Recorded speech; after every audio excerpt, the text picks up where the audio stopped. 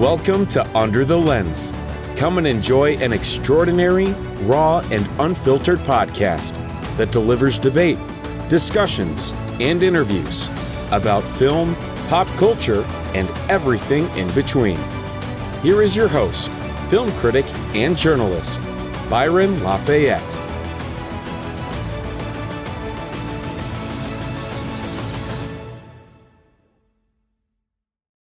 Hey all, and welcome to the program. It's my pleasure today to present to you an interview with Jason Offutt. Jason Offutt is a journalist and paranormal researcher and investigator. He's the author of many books, including Chasing American Monsters, Darkness Walks, The Shadow People Amongst Us, and What Lurks Beyond, The Paranormal in Your Backyard. In his life, he has been a farmhand, journalist, photographer, bartender, and the mayor of that same small town. Jason now teaches journalism at Northwest Missouri State University in Maryville and keeps the world safe from the forces of evil. I hope you enjoy our discussion. I must offer a small apology, as the interview was recorded a year or so ago and was over the phone, so the quality is not as good as I would like it. Well, let's get started with Chasing American Monsters with Jason Offutt. What got you interested in the paranormal and kind of got you down the road as a paranormal researcher? Well, I was always interested in everything strange. When I was a kid, I never watched Mr. Rogers' Neighborhood because they had reruns of Lost in Space on at the same time on a different channel. So I watched that instead. So I was really big into science fiction, and I got into horror at probably too young of age. And I was a kid when you got the Scholastic Book Club order form in elementary school. Friends were ordering, biographies of the president or baseball players, and I was getting books on the Loch Ness Monster and Bigfoot. That's stuff I was interested in, and some of it had to do with my interest in science fiction and horror, but some of it also had to do with the fact that I saw a full-bodied apparition when I was about 8 years old, and that made me wonder what's actually out there. So I think that all those things together got me interested. That's very fascinating. Wow. I'm sure that must have had quite an impact on you at that age, seeing that. Oh yeah, absolutely. I'd walk into I walked into our hallway. It was the middle of the day, I know, because the light was terrific, and the hallway that I was going into, Dad put all our bookshelves there, and I was going to get a book, and there's a little boy standing in there, and I could see the bookshelves through this guy, and we just kind of stared at each other for a while until he blinked, and that broke my shock for enough time for me to turn around and go into my bedroom and shut my door. Oh man, that is fascinating. Wow. Man. Yeah, and I haven't seen one since, thankfully. That's funny, because I remember I first I listened to your interview on Coast to Coast, and thank you. It was a very good interview, and I remember I really liked one thing that you said, because I've always been interested in like paranormal and reading about it, and I liked what you said when you said that you said you love the paranormal, but you don't want to experience it. Yeah, I love it as long as it's happening to somebody else. If it's not happening to me, yeah, I don't love it. Oh, yes, I really liked that comment. So your journey, you're an author, you're a writer and such. What would you say was a major thing that influenced you to get you where you are today as a writer and an author? Oh, as a writer, realizing I wasn't any good. Mm-hmm. It really helped me because in school and in high school, I was the best writer I knew. When I was in college and all my writing classes, I considered myself better than everybody else. And having that in my head, I got a couple of articles published in a national magazine when I was in college. And at that point, I'm like, I'm good. I don't have to get better. And then when I graduated and I got a job as a newspaper reporter, I realized I didn't know anything about putting words together the right way. I realized, man, I'm not any good at all. I've got to work hard to make myself better, and that is what got me as an author when I realized that I had a lot of room for improvement, and that I was not the best. I was was close to the bottom, and that's what I tell my kids and my students. I teach journalism at a university, is that go into this thinking you stink, because there's only one way to go, and that's up. Takes hard work. That is excellent advice, because it is true. Tenacity is very important in journalism and in writing. Well, and in everything, I liken this to when I was a kid. I loved baseball. I just love baseball, but I'm really not an athlete. But I wanted to play. I wanted to start on my on the Little League team. So I, through the years that I played Little League baseball, I just busted my butt practicing until I was good enough to start on the team. I still was, on the bottom of the starters. I wasn't that good, but I worked hard enough to where I could, get my goal. Mm-hmm. Oh, that's excellent. Yeah. Well, you mentioned, that you teach journalism. Do your students find, your profession as a paranormal researcher, do they find that really interesting? Yes, yeah, they do.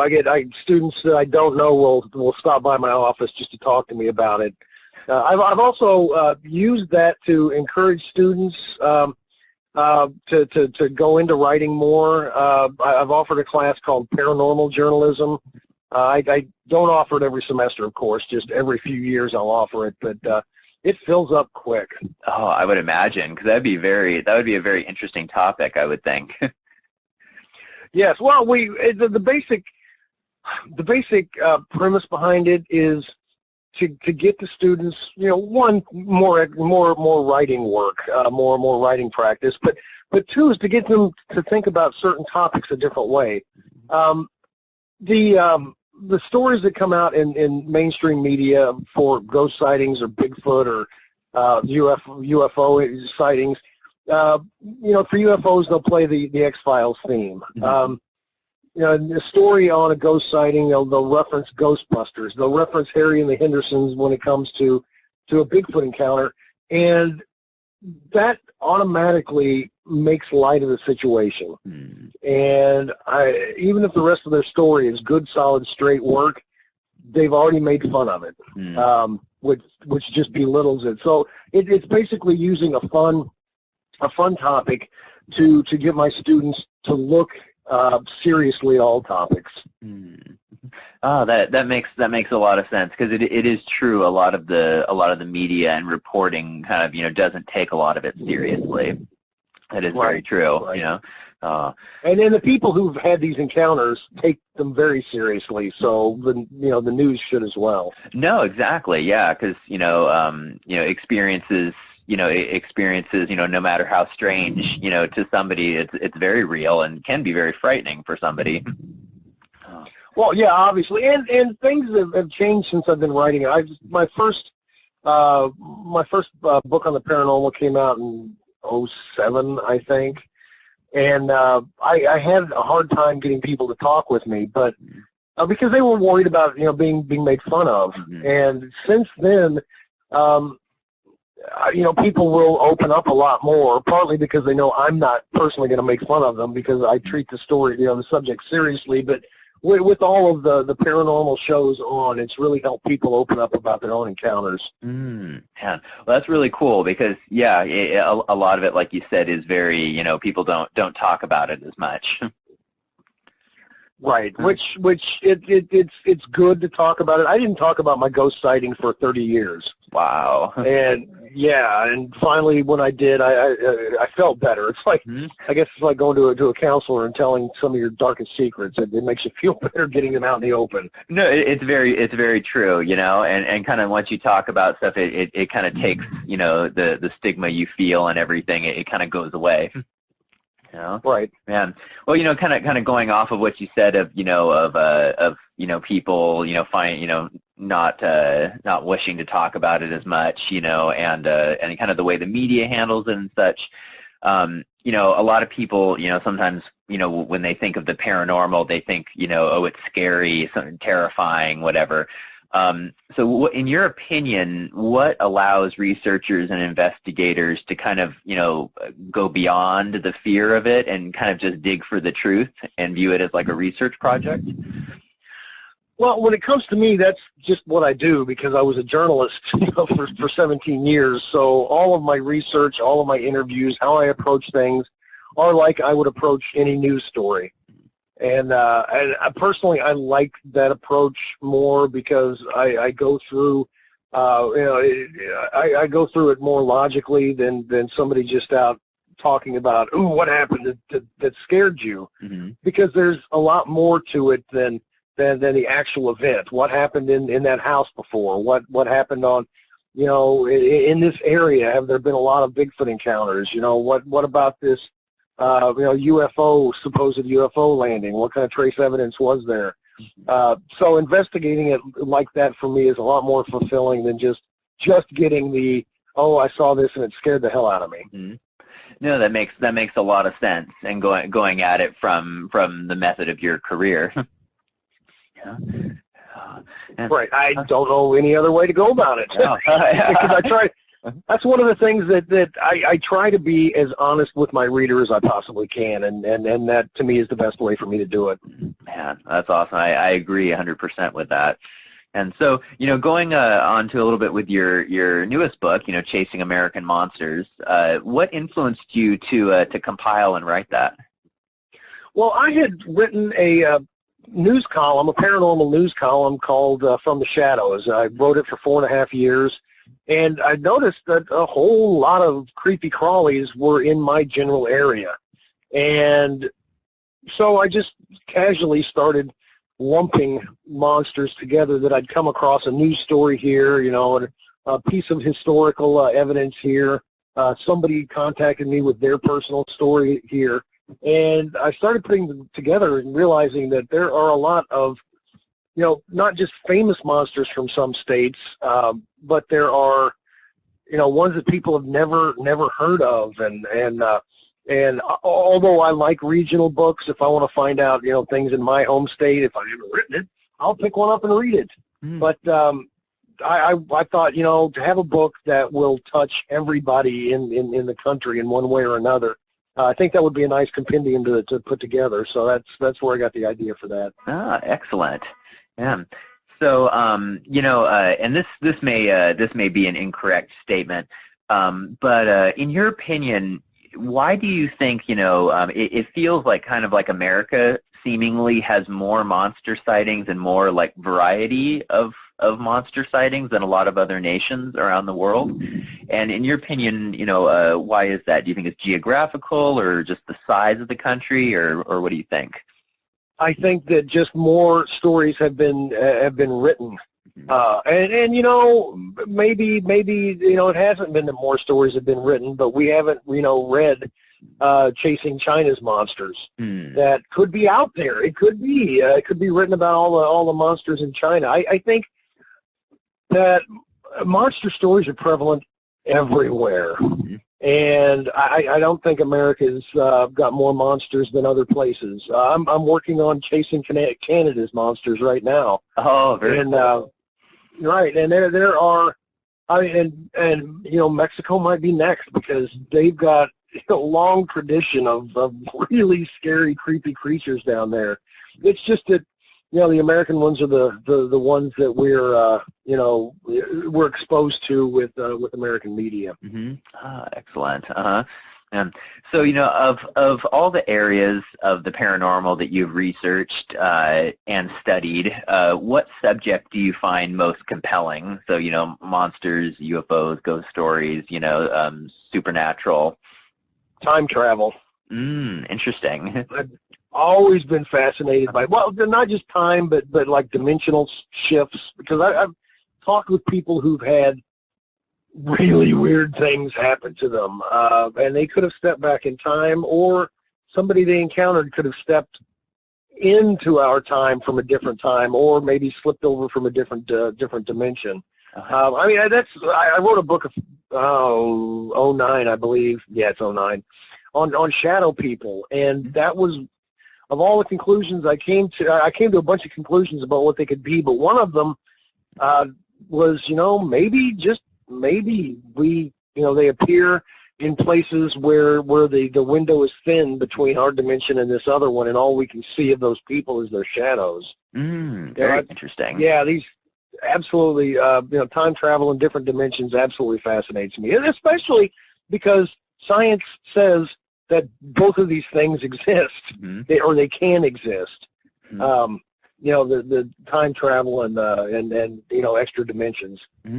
Oh, that's fascinating. Yeah, I saw your book on the shadow people, and that one looked very fascinating. And I want to order that one as well as your Chasing American Monsters. Oh, thank you. Yeah, that one was the shadow people one. Is I had a number of people comment that I loved this book, but I couldn't finish it because it scared me too much. Because it is definitely a creepy topic, But like you said, a lot of people have. I've heard a lot of stories of people seeing things like that. My mom had a incident where she saw something like that, and it was very odd to say the least. Right, and there are. A lot of times, because I saw a shadow person when I was a kid, and I didn't talk to anybody else about this. Well, except for my parents when I screamed that there was a man in my room. But I didn't talk to anybody about it until the 90s when Art Bell started talking about shadow people on his radio program, and then I realized, wow, it wasn't just me. Other people have seen this too, and I really wanted to get to the bottom of what these things could be, and that's why I started on that book. Very interesting. Wow. Man. So you've been a lot of things. You're an educator. You've been a journalist, paranormal researcher, an author. Even a mayor. And of all these different portions of your career that you've done. Do you find that all of these elements complement each other? Everything works together. Everything that you do in life is going to set you up for the next thing, and I will. I look back at everything that I've done and accomplished, and it all helps me, be a better writer, and helps me with storytelling, which is what I've always wanted to do. Just tell people stories. Oh, excellent.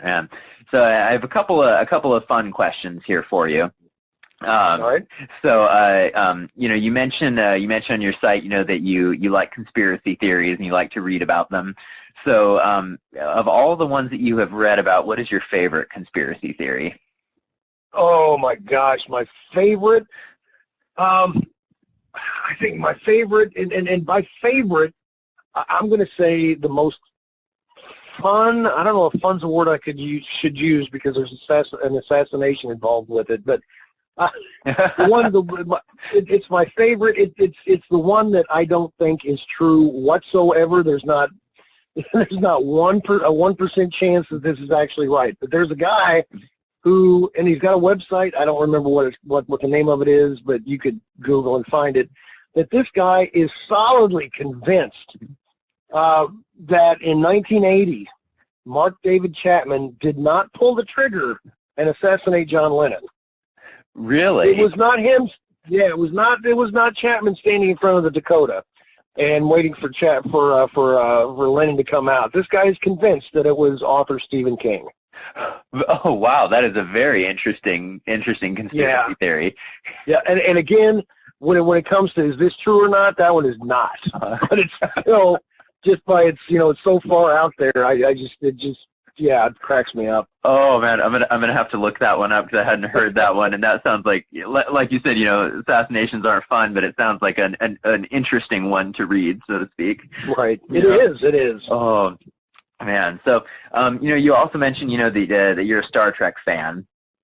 So of all the movies and the TV shows, is there a particular one that you like to go back to, or that you find was the best made, or your favorite to watch?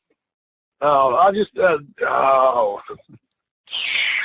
the best made was probably the last few seasons of The Next Generation, but the one that I always go back to is the first one I fell in love with, which is the original series.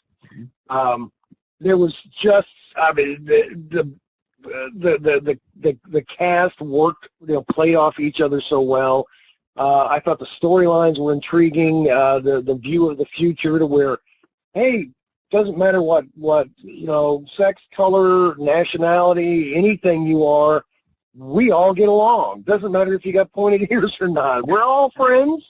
That view of the future was, especially at that time when it came out, was it was unheard of. But that's my favorite Star Trek. Excellent. No, yeah, because that is very true. Because I remember I wrote an article about how he had, at the height of the Cold War, he had a Russian character on the bridge of the Enterprise, and that was just considered so controversial at the time. Yeah, absolutely, it was. Yeah, absolutely. And I think one of my favorite stories about the original Star Trek was Nichelle Nichols, who played Lieutenant Uhura. So we have a female African American in a command position on the bridge, and she didn't feel like she was getting enough of the story. She didn't feel like it, and she just didn't feel satisfied with the work.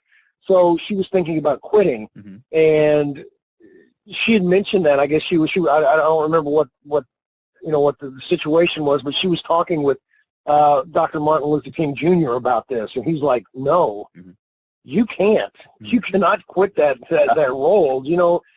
How many young women are looking up to you? You've got to stay on." So she stayed on the show. Wow, that's really fascinating. I hadn't heard about that story. That's very inspiring. Oh yeah, absolutely. When Dr. King suggests you do something, you know what? I'm going to feel compelled to do it. Yeah. Yeah, exactly. Oh man. So I have to ask you then. So have you seen any of the new show Star Trek Discovery? Yeah, I'm too cheap to have to have Netflix and CBS All Access, so I had to wait. Till it came out on DVD, and I saw season 1, and I was impressed. There are a few issues I had with it, but overall, with the cast, especially the lead actress, I can't remember her name, who plays Burnham. She's absolutely terrific. She is excellent. Yeah, she is. I've really enjoyed it, and I know season 2 is going on right now, and I haven't seen any of it yet, but I'm looking forward to it. Well, yeah, once you get a chance to see season 2, like if you enjoyed season 1, it's even better than the first season, and it has a lot more connectivity with the original series. So I've been enjoying it very much. Yeah, and that's what I've heard. Friends of mine who started watching season 2 have said if you enjoyed season 1, which I loved it, they said it just keeps getting better. So I'm looking forward to that. Very much. So what would you what kind of advice would you give to somebody who's listening to this or reading the article, who wants to be a paranormal researcher or investigator? What advice would you give them? To look at things scientifically first. It really, really frustrates me when people are like, yeah, we've got this paranormal investigating team, and I'm like, yeah, but you're a mail carrier and you're a plumber, and you're a teacher. You teach kindergarten. What do you know about the paranormal? And I'm not belittling these guys at all. It's just that they'll go out on the weekends and do these, take out their EMF meters and their Frank's box or their audio recorders and their cameras and heat sensing, and we'll try and get together all this evidence, and I'm doing evidence in air quotes, which I'm sure you can see from all the way in California. Yeah. But because I've seen some really compelling things. I've heard some really compelling EMF, not EMF, but EVPs. I've heard some really convincing EVPs that I've been in the room when they were recorded. But unfortunately, this is only evidence to the people who collect it. if you got to go in with the realization to know that you're not going to make your mark on science, because it takes people with a PhD out in the field, discovering something and then hoping it repeats, because science is all about, the method's all about setting up the experiment and its repeatability. And unless you're doing things scientifically, nobody with any official stance is going to take it seriously. I mean, I hate to be such a downer, but that's what I feel. Oh, well, no, but it's very good, because like you said, focusing on the science aspect, also that lends credibility, to the the science, so to speak, of investigating. Right, but and to give some hope for people to discover something unknown, you don't have to have a scientific degree to hit Bigfoot with a truck. Okay, you can discover Bigfoot's alive or was alive before you hit it with your truck, but you can do that. That's a very, very good way to put it there. Man, well, I really appreciate you chatting with me, and answering questions. This is a lot of fun. Hey, I really enjoyed talking with you. I appreciate the opportunity.